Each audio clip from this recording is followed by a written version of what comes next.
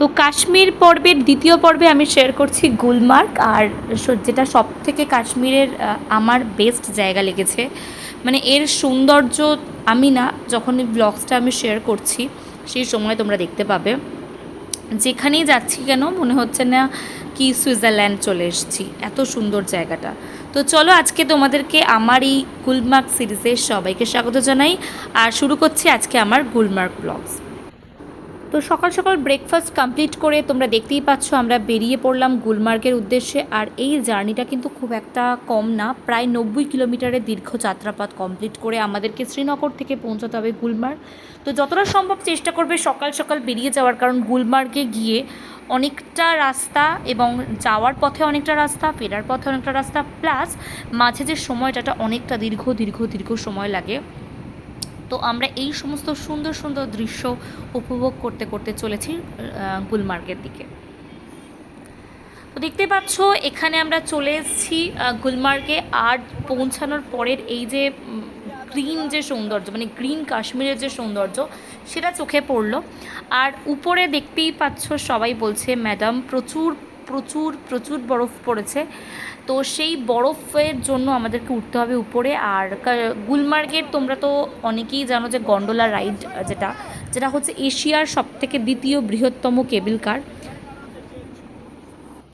তো গুলমার্গে আসার পর যেহেতু অনেকটাই বেলা হয়ে যায়, তাই আমরা ফার্স্টে আমাদের লাঞ্চটা সেরে নিই। আর দেখো লাঞ্চে আমরা কী কী নিয়েছি, ভেজ থালি নিয়েছি যেখানে রয়েছে ভাত, একটা দই, একটা চাটনি, একটা ডাল আর একটা সবজি টাইপের ছিল, যেটা আমরা লাঞ্চ সেরে তারপর আমরা সমস্ত গুলমার্গটা এনজয় করব। তো চলো যাওয়া যাক। আমরা রয়েছি গুলমার্গে, আর তোমরা দেখতেই পাচ্ছ গুলমার্গের ব্যাক ভিউ, মানে অসাধারণ জাস্ট। আমরা এটা রয়েছি একদম মানে গ্রাউন্ডে, এরপর আমরা চলেছি গুলমার্গের একদম উপরে যাব, সবটাই ভিডিওতে থাকবে। তো চলো আজকে গুলমার্গ ব্লগসটা সবার সাথে শেয়ার করি। हाँ बाबा टिकट है, गंडोला का टिकट है, कितना जोड़ है आप? ये लोग सब आपके साथ है। हाँ सर सर देखे देखे गाड़ी गाड़ी ढुकছে।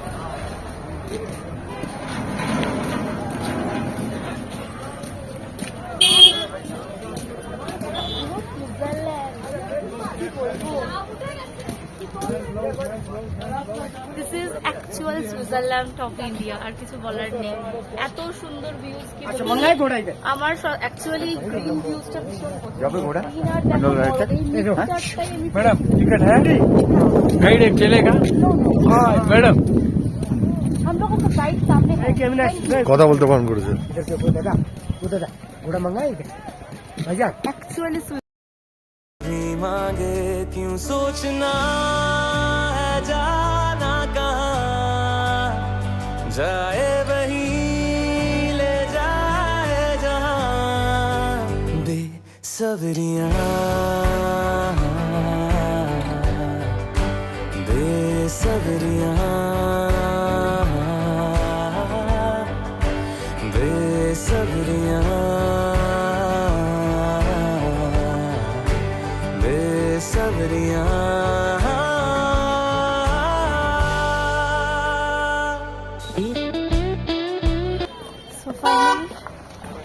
যেখানে গন্ডোলা রাইড করা হয় ঠিক সেই জায়গাটাই আমরা যাচ্ছি।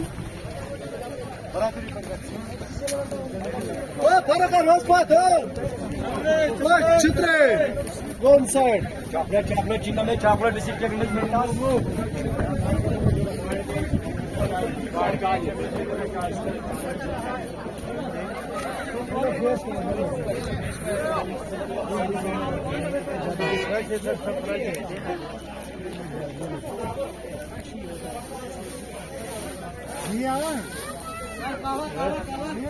आइए आइए आइए लेट हो जाएगा। लो नहीं लेना है, वो लेना लेट हो जाएगा।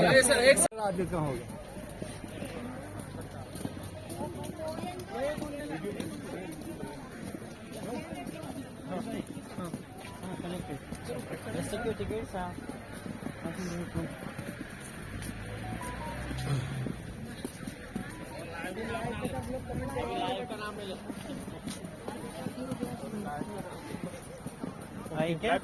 आप डाउनलोड करके लिखिए। चमक से भाग गया वही ना हो गया इसका रात नहीं तू ऐसा में लाए ना तेरे को ऐसे स्टिक लेके करने का ये तो पता है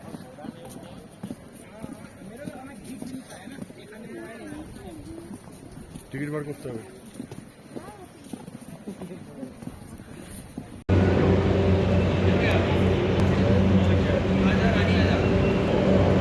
এখানে আমাদের গন্ডোলা রাইডের জন্য দেখো লাইন, দেখো এই যে এন্ট্রি। আমাদের ফেজ 2 অবধি অলরেডি কাটা আছে অনলাইনে। সো এই লাইনে আমরা দাঁড়িয়ে পড়বো অ্যান্ড ফাইনালি আমরা যাচ্ছি।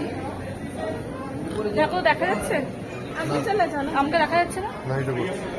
Dream that we made for like 3 years, বিয়ের পর 3 বছর ধরে যে প্ল্যানিংটা করেছিলাম সেটা আলটিমেটলি ফুলফিল হতে চলেছে। পিছনেই রয়েছে রোপওয়ে আর আমরা রোপওয়েতে উঠতে চলেছি। সবাই জানো যে এটা হচ্ছে এশিয়ার দ্বিতীয় বৃহত্তম কেবল কার গন্ডোলা রাইড, যেটা হচ্ছে রয়েছে গুলমার্গে, যেখানে এখন আমরা প্রেজেন্টলি আছি। তো সেটা আমরা এখন ফাইনালি উঠতে চলেছি গন্ডোলাতে। সুপার ডুপার এক্সাইটেড, মানে কিছু বলার নেই। প্রচন্ড ঠান্ডা, বাট স্টিল আমরা এত এক্সাইটেড, যতই কষ্ট হোক আমরা সেটাকে ওভারকাম করবো। তো তোমরা দেখতেই পাচ্ছ আমরা ফেজ 1-এর জন্য যে কেবল কার, যেটা গ্রিন কালারের হয়, দেখো সেটাতে উঠে পড়েছি। আর এটার ভাড়া ছিল 800 টাকা, মানে ফেজ 1 যাওয়ার জন্য। আর ফেজ 2-র জন্য যে কেবল কারটা ফেজ 1 থেকে পেতে হয় সেটার জন্য 1000 টাকা, মানে টোটাল তোমাদের 1800 টাকা দিতে হবে। তো দেখতে পাচ্ছ আমরা ফেজ 1-এ চলে এসেছি। আর ফেজ 1-এ এসে এত এত এত বরফ তোমরা দেখতেই পাচ্ছ, মানে বরফ আর গ্রিনের যে মিক্সচারটা, যেটা অ্যাকচুয়ালি কাশ্মীরে খুব কম টাইমে পাওয়া যায়, সেটা আমরা পেয়েছিলাম এবং সেটা সত্যি অসাধারণ সুন্দর। না চোখের সামনে দেখলে ক্যামেরাতে সত্যি বোঝানো সম্ভব না যে এটা কতটা সুন্দর। আর তোমরা দেখতে পাচ্ছ যে লাল রঙের যে কেবল কারগুলো আসছে ওগুলো ফেজ 2-তে যাওয়ার জন্য, যেটার ভাড়া ছিল 1000 টাকা। তো তোমরা দেখতে পাচ্ছ এই নীল আকাশ আর এই সৌন্দর্য উপভোগ করতে করতে আমরা অনেক কিছুটা সময় ফেজ 1-এ কাটাই। আর তারপর আমরা ফেজ 2-র উদ্দেশ্যে রওনা দেব। তো চলো এই ব্লগসের সঙ্গে থাকো আর দেখতে থাকো কাশ্মীরের গুলমার্গের এই অসাধারণ সৌন্দর্য।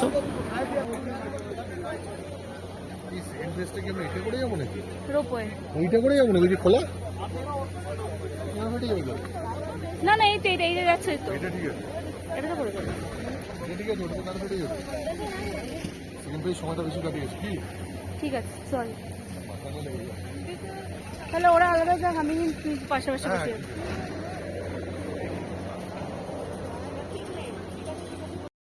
ফেজ 1-এর পর তোমরা দেখতেই পাচ্ছ আমরা এই লাল রঙের কেবল কারে উঠে গেছি, যেটা আমাদেরকে পৌঁছাবে সেই পাহাড়ের একদম চূড়াতে, যেটা ফেজ 2 নামে পরিচিত।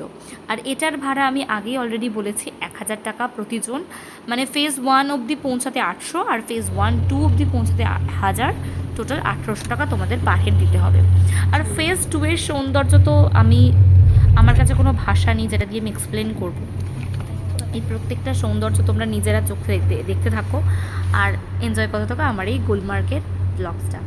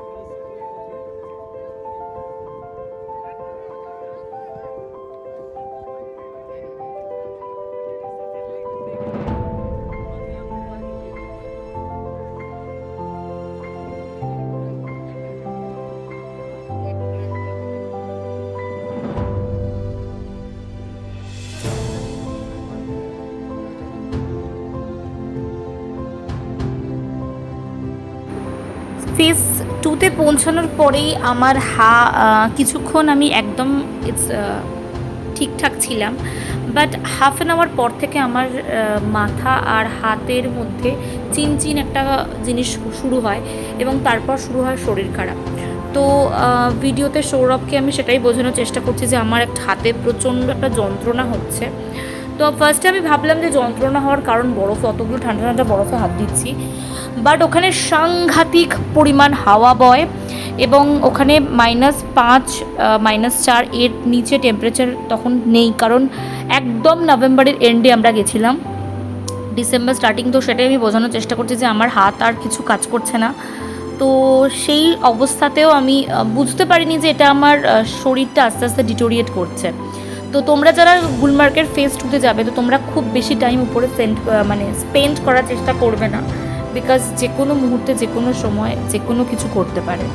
তো আমি কোনো ভয় দেখানোর জন্য বলছি না, অবশ্যই যাবে, এটা একটা স্বর্গ, এর থেকে আর কিছু আমার ওর প্রতি কোনো বিশ্লেষণ আসছে না। স্বর্গ, তো স্বর্গতে গিয়ে তোমরা খুব বেশি সময় স্পেন্ড করার চেষ্টা করবে না, যেটা আমরা করতে গিয়ে আমার শারীরিক অবস্থার অবনতি ঘটে।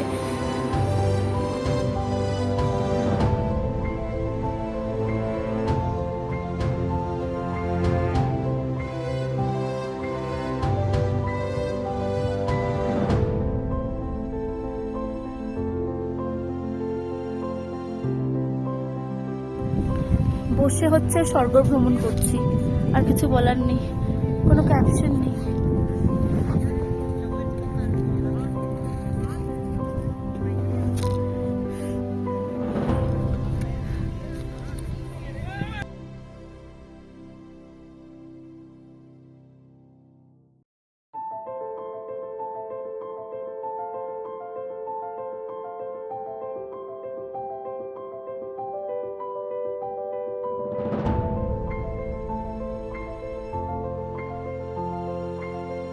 গুলমার্গের ফেজ 2তে আমরা যে টেম্পারেচারটা পেয়েছিলাম সাংঘাতিক ঠান্ডা, আর সেই ঠান্ডায় আমার প্রচণ্ড শরীর খারাপ হয়ে গেছিলো, -4 থেকে 5 টেম্পারেচার ছিল। তো সেজন্য সেই তাড়াতাড়ি করে আমাকে আবার নিচে নামতে হয়, তারপর আবার শরীরটা ঠিক হয়। তো ফেজ 1-এ আবার একটু ঘোরাঘুরি করবো, করতে করতে প্রায় বিকেল গড়িয়ে অনেকটাই দেরি হয়ে যায়। তো তোমরা আমাদের এই গুলমার্গ সিরিজ কেমন লাগলো অবশ্যই জানিও, আর ভালো লাগলে অবশ্যই তোমরা আমার চ্যানেলে এই গুলমার্গ ব্লগসটা অনেক অনেক অনেক শেয়ার করে দিও, আর অনেক অনেক লাইকস করেও দিও। তো চলো আজকের মতো টাটা, গুলমার্গ সিরিজ এইখানেই শেষ করছি। পরবর্তী সোনমার্গ সিরিজ নিয়ে খুব তাড়াতাড়ি চলে আসি। চলো টাটা। ওইদিকে চলে যাচ্ছে, ওইদিকে একেবারে কি ভালো লাগছে না এটা, ওইদিকে চলে যাচ্ছি। হ্যাঁ, ওইদিকে যেতে হবে, চলো back to bye bye. Phase 1 থেকে আমরা বেরিয়ে যাচ্ছি ফাইনালি, আর টাটা বাই বাই সবাইকে। এই যে ফেজ 1 ভিউ, চলো ফেজ 1 থেকে বেরিয়ে যাচ্ছি না। ফেজ 1 থেকে আমাদের অলরেডি হয়ে গেছে, সবাই চলে গেছে।